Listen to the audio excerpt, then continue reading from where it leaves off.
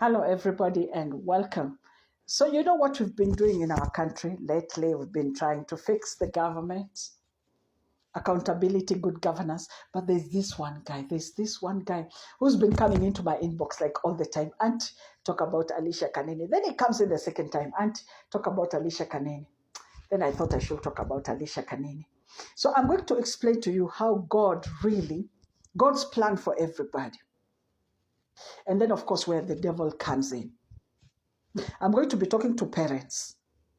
Because at this point, after listening to Alicia Kanini's brother, I hear the mother is depressed. She's been segregated. People are talking. People have to talk. And so she's had to leave women groups. She's all alone. The shame that comes with what she's doing. Every child is born with a gift. Every child is born with a gift.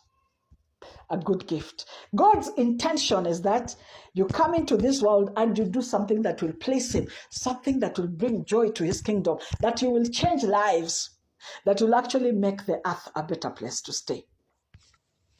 But there are people that are being gifted by the devil. So everybody has a power of conscience. So when you wake up in the morning and you feel so much joy to go to work, you know that what you're doing is correct. What you're doing is bringing happiness. What you're doing is changing lives. What you're doing is bringing glory to the kingdom of God. What you're doing is making somebody happy.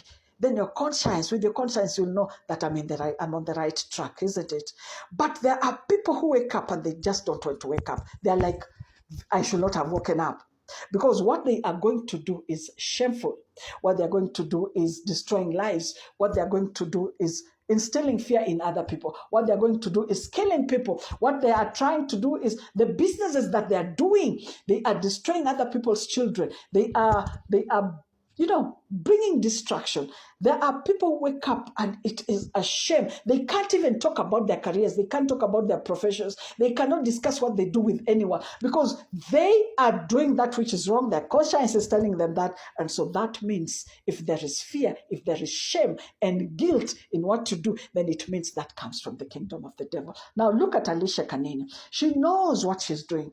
Unfortunately, she cannot separate herself from what she's doing. Why? Because it is spiritual. And I'll explain that to you.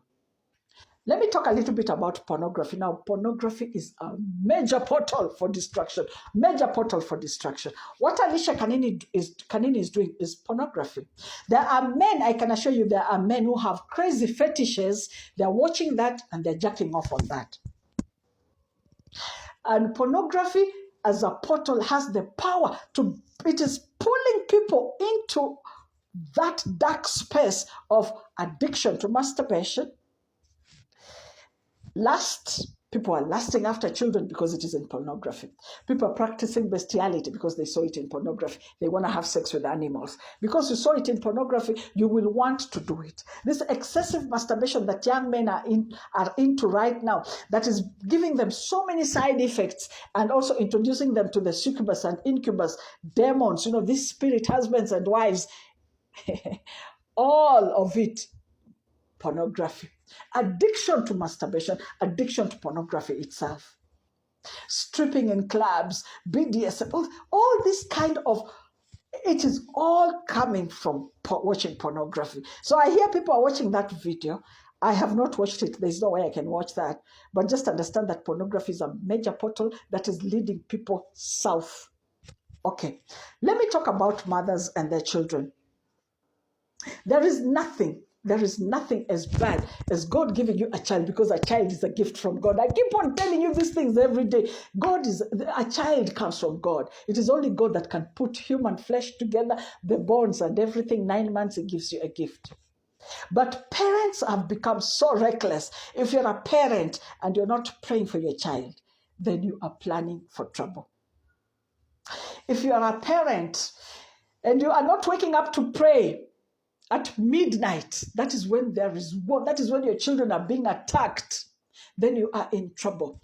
If you are a parent and you cannot wake up at midnight and take the Bible and read Psalms 91, holding your child like this, or if they are big children in their beds, going to their bedroom and recite Psalms 91 for protection, then as a parent, Recite Psalms 51 as often as possible, because this is the psalm for forgiveness. You're asking God to forgive you, because most of the times our children will be attacked by not just the things that we have done, but by the things that even our forefathers did. Ask God to forgive your forefathers and the forefathers of your forefathers, because you do not know what lies in that that lineage that might attack your child and destroy their future, their destiny.